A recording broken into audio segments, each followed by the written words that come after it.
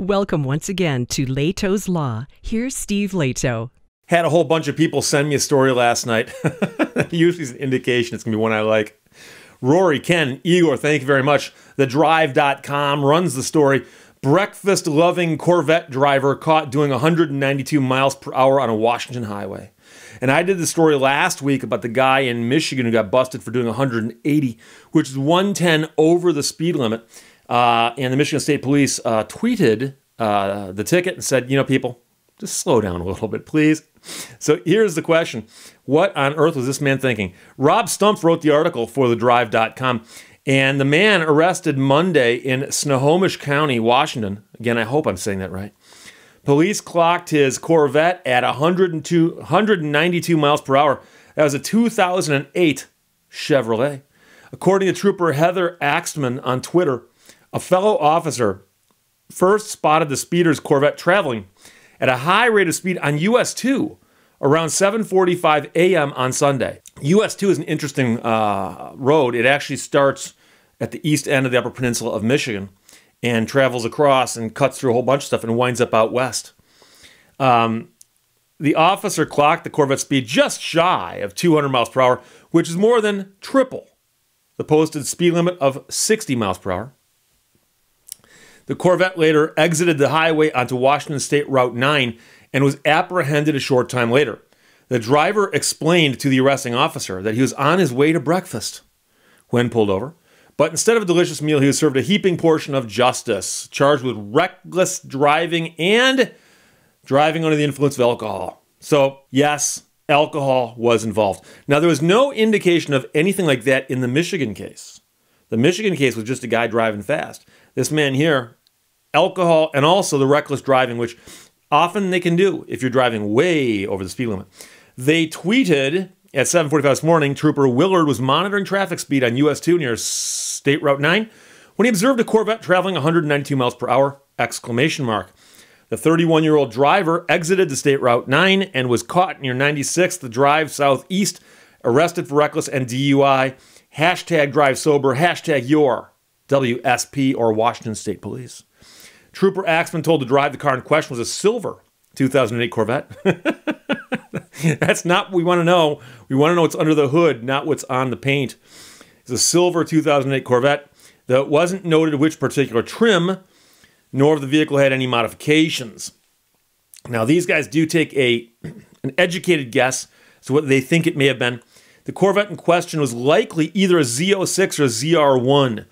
But given how rare ZR1s of that era are, we're inclined to believe it was most likely a Z06.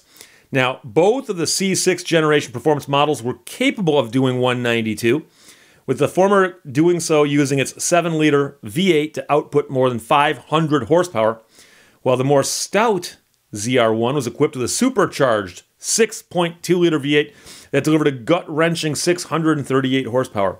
Now, realistically, any performance-tier Corvette from the past 15 years could hit these speeds, so says Rob Stumpf, though we wouldn't advocate trying it on a public road, and of course, we'd never advocate this.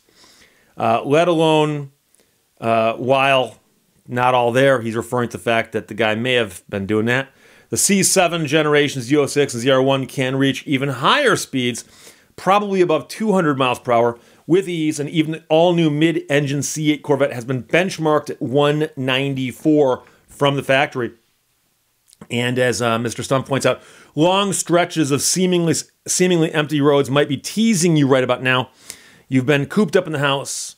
You might miss the driving aspect of your morning commute. While it might seem to be the most opportune time to put the pedal to the metal, we can assure you that police are still on the lookout for speeders. And again, the traffic these days is different. And as pointed out previously, the constabulary in California has said that while traffic is lesser and there are fewer accidents and things like that, some of the accidents are becoming worse because people are picking up the speed on the open roads. And some people are tempted to go way out there because the roads are so wide open. And I've gone a few places in the last few weeks. I've noticed there's less traffic almost everywhere I go. I try not to drive crazy, but that's how I am normally. But this is an interesting story simply because the guy's doing 192 miles per hour on a Sunday morning, apparently looking for breakfast. Now, one thing I can tell you is I've done a lot of research on the winged cars.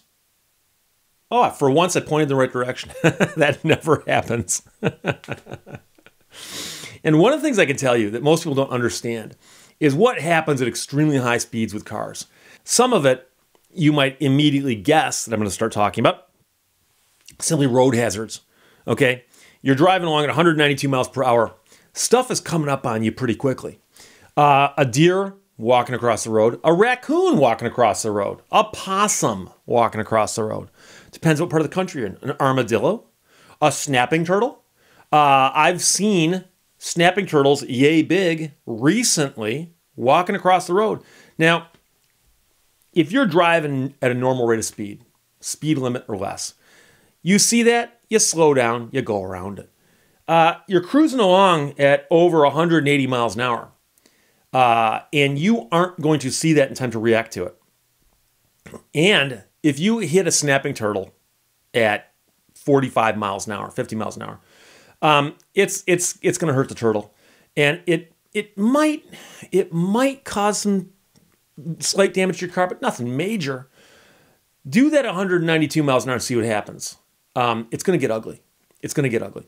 So that's just one of the problems.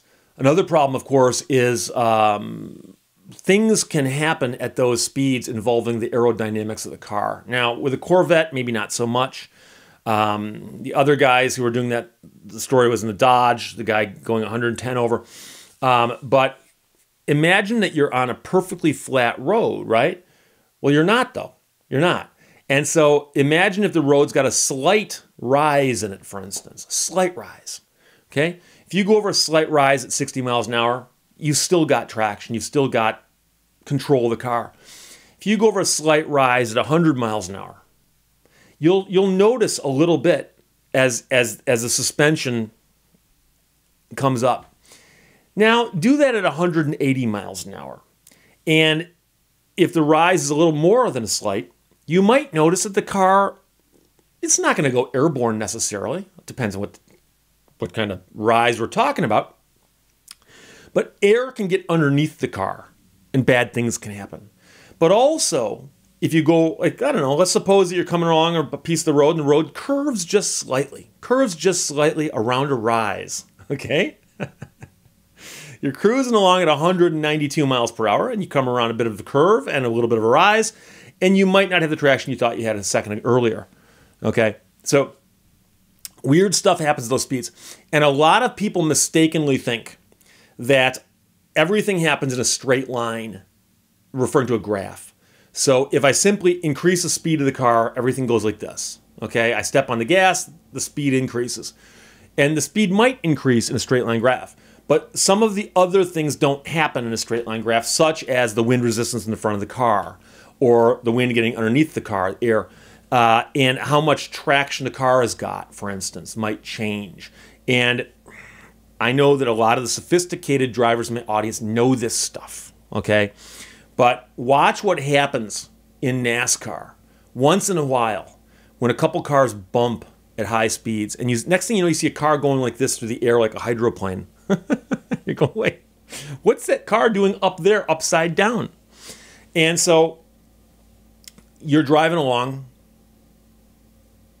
late at night, early on a Sunday morning.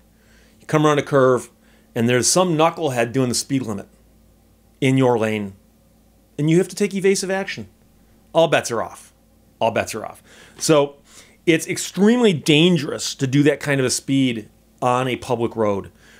If you really have that kind of need for speed, what you should probably do is go to a track and try it and see what happens. See how much you enjoy that. And hope there aren't any armadillos or snapping turtles wandering around out on the track. There probably aren't, okay? But I can tell you that I've been in a couple cars moving very, very fast. And I have enough places in my life I've done that where I can get away with it and say, oh, I did it legally. I had the opportunity to go for a ride in that car, the actual real car that model's based on. And I did a video about that, by the way. I'll put a link to the video below where I got to ride in that car. We were out on a track at the Atlanta Motor Speedway. and going at a high rate of speed. And driving at a very, very high rate of speed, it's interesting how the context is everything, right? And so if you're driving along, like say in the Bonneville Salt Flats, which I've never done, but I've read about it and I've seen movies about it. So, but in the Bonneville Salt Flats, so there's nothing around you, just flat curvature of the earth, but that's it. And you're out there going really, really fast, but there's nothing to get a perspective on. But you get on the Atlanta Motor Speedway course, the big oval, and you're doing over 100 miles an hour. And there's a wall right here. And those the fence posts going by because there's fencing up there, going like this. Suddenly you realize how fast that is. And then you ask yourself, if you were on, I don't know, I-75 northbound south of the Mackinac Bridge, where there's large stretches of road that you can see for miles perfectly straight, if you were out there doing, I don't know, 100, 120, 150 miles an hour, it might not seem that fast until you saw deer go by. And that would happen. Could happen. And so there's a deer standing by the side of the road. Now, the deer is going 0 miles an hour. For the purposes of my example, the deer is going 0. As you sail by at 150, okay, the deer is actually doing 150 miles an hour from your perspective. Meaning that if you hit that deer, so in other words, if the deer is here, he's doing 0 miles an hour. Put the deer here, and you hit him with your car, okay, the closing speed's 150 miles per hour, 150. It's going to do a lot of harm to the deer. It's going to do a lot of harm to the car you're in, and it might do a lot of harm to you because the car will probably not come to a controlled stop in a perfectly straight line. And even if it did, it depends on where the deer went after you hit it. Because if you hit the deer just right, the deer might come up, and depends what kind of car you're in. But the deer might, I don't know, come across the hood and smash into your windshield, that kind of thing. So I can assure you that if you are in a car doing 192 miles per hour or 180 miles per hour or whatever speed it is, and you're on the road and you're doing this and you're going, hey, this is pretty cool. Wait till you see something go by at the side of the road and ask yourself, what if that had been in the road? That's the real problem. But all kinds of other problems as well. And of course, you can get ticketed, which is never good. It's an expensive one, my friends. I can tell you I've handled a few drunk driving cases in my career. And it gets expensive, not simply because I charge money. My fee is the least of your worries. It's the fines and costs that you got to pay to the court, along with the points you get on your license, along with the fact that your insurance company is going to go, wait, you drink and drive? Guess what we're going to do to your rates now?